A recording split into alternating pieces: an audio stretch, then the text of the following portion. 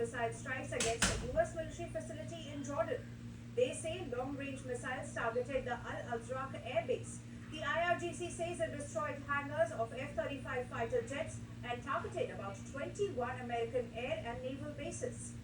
Air raid sirens have also been reported in Bahrain. The country's interior ministry has urged residents to move to safe locations. This comes after Iran claimed it had targeted a U.S. base in the kingdom.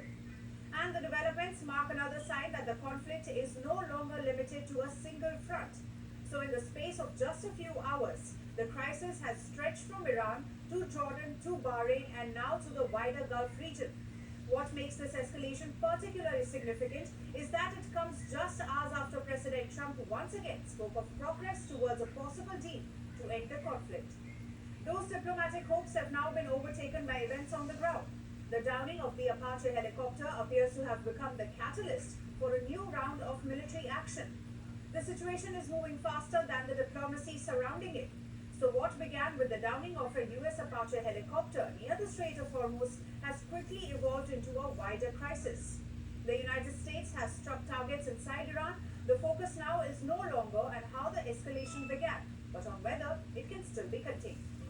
The United States and its allies say they intercepted a new round of Iranian missile and drone attacks in the region. The US Central Command, along with Kuwait and Bahrain, said that every projectile launched from Iran was either intercepted, fell short of its intended target, or failed to cause damage.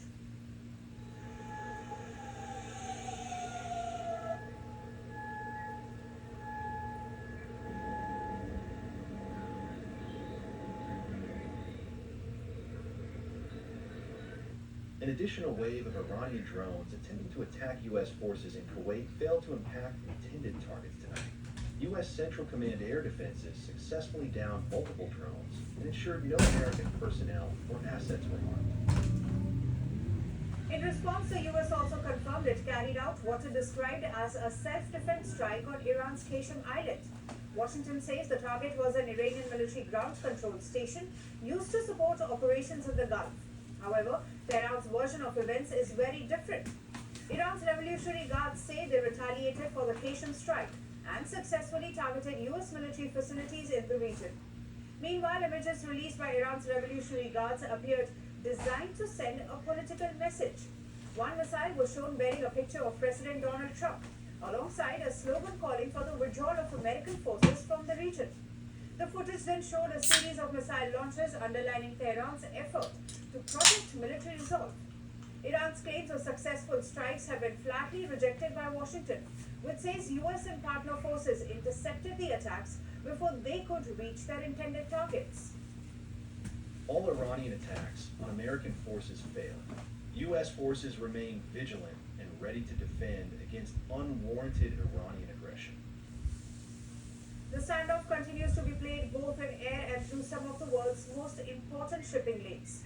And as military clashes continue despite the ceasefire, the war of words is escalating too. Israeli Prime Minister Benjamin Netanyahu has once again cast the conflict as a direct confrontation with Iranian clerics.